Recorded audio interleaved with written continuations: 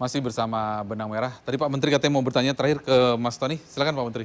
Oh ya, Mas Tony. Iya Pak. Iya. Saya mau tanya Mas Tony ini. Yang tadi anggota DPRD tingkat 2 sama tingkat 1 ya. Ya. Kalau boleh ini mungkin konfidensial bolehlah.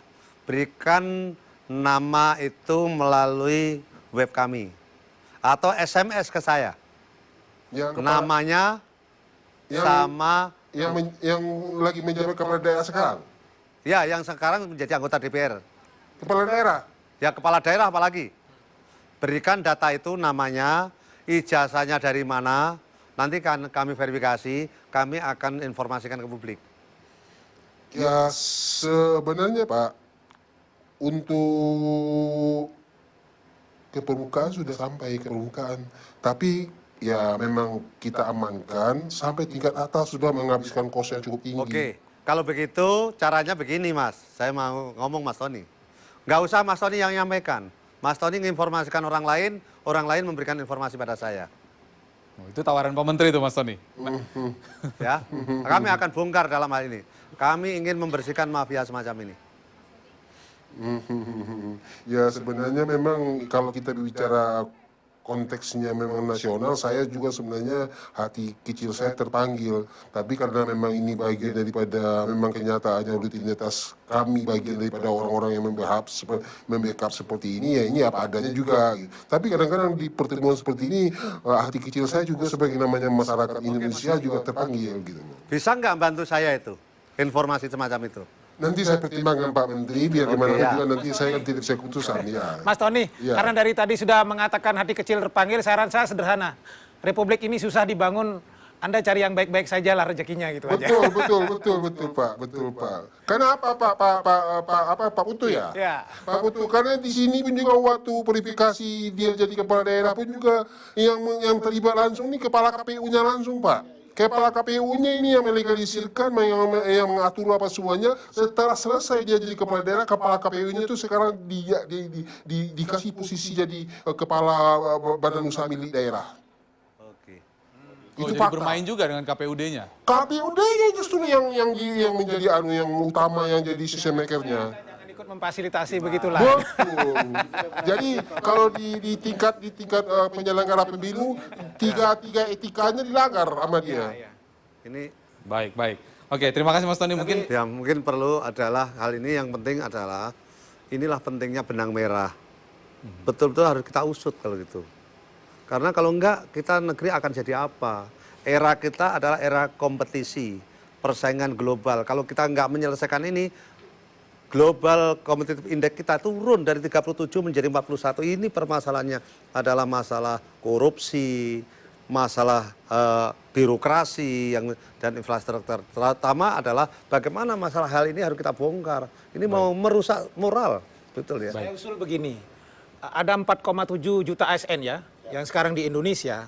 Ini mungkin yang termasuk kepala-kepala daerah di 2017 pemilu 2018 pemilu pilkada serentak, 2019 pemilu legislatif. Sekarang kita kan sedang pada masa era digital yang luar biasa toh. Dengan satu sistem yang terintegrasi saya kira seluruh ijazah milik ASN ini dimanapun dia berada, termasuk calon anggota legislatif kita, termasuk DPR yang sedang berkuasa hari ini, itu bisa diverifikasi dengan baik saya kira. Nah sekarang persoalannya adalah apakah negara mau serius melakukan itu? Pasti bisa. Contoh sederhana saja saya sampaikan tadi, Pak Menteri dengan KPU, dengan Bawaslu untuk pilot project pilkada serentak ini bikin tim terpadu dengan sistem online selesai. Nah, kita pindah sekarang ASN kita yang 4,7 juta. Kita mulai dulu dari birokrasi kita agar benar-benar orang yang masuk di sana memang orang-orang yang bersih, yang bukan kemudian dengan cara-cara yang kotor. Dari situlah kita membersihkan negeri ini saya kira. Sebelum nanti Pak Menteri mungkin Mas Wahyu singkat Mas Wahyu. Saya pikir semua pihak harus ikut turun tangan untuk menyelesaikan masalah ini. Kita tidak bisa hanya melemparkan semua kesalahan pada Pak Tony. Karena sistem ini memang sudah banyak yang ikut bermain. Tadi disebutkan ada KPU, ada oknum birokrasi juga. Nah, yang terpenting adalah semuanya memang berniat baik untuk memperbaiki. Tadi saya sangat respect dengan apa yang sudah disampaikan oleh Pak Menteri. Dan itu langsung kita manfaatkan untuk langsung kita mulai secepatnya hari ini juga. Makanya pilkada 2017 nih Pak, langsung kita bersihkan. Kalau misalnya memang ada yang terindikasi menggunakan ijazah palsu ya langsung dibatalkan. KPU juga harus serius. Terakhir Pak Menteri, apa yang bisa masyarakat harus melapor kemana? Ya, yang selama ini yang saya lakukan, ada pengaduan masyarakat lapor pada kami, langsung kami lacak. Langsung saya serahkan Direktorat Jenderal Pembelajaran dan Kemahasiswaan tentang memverifikasi ijazah ini, asli atau tidak. Setelah itu dia lapor pada saya, oke, ini ijazah benar, oke. Kalau ijazah palsu, oke saya sampaikan ini palsu. Tindakan berikutnya di sana kan. Jadi tinggal dibuka web Ya, tempatnya Pak webnya. Menteri Nah, ya. nanti di tahun 2017 nanti harapan saya tidak usah lagi ke saya, nanti melalui sivil, sistem verifikasi ijazah online ini. Ya, harapan saya nanti masyarakat kami akan educate, terutama KPU untuk sebagai user, industri sebagai user itu nanti tinggal melihat itu web itu, langsung masuk ke dalamnya, masukkan nama, nomor ijazahnya, langsung akan keluar. Kalau nggak keluar berarti itu adalah Baik. palsu. Baik, terima kasih Bapak atas waktunya bersama kami, Pak Menteri juga, teman-teman. Pesan dari Benang Merah, seperti judul kami, harusnya Anda malu karena menggunakan ijazah palsu. Karena Anda yang menggunakan ijazah palsu, kemudian mau menjadi pemimpin kami. Baiknya Anda berkaca. Anda sendiri sudah menipu diri Anda sendiri, kemudian Anda mau menipu kami.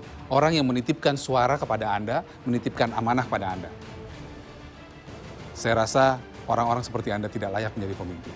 Kita ketemu lagi minggu depan, selamat malam, sampai jumpa.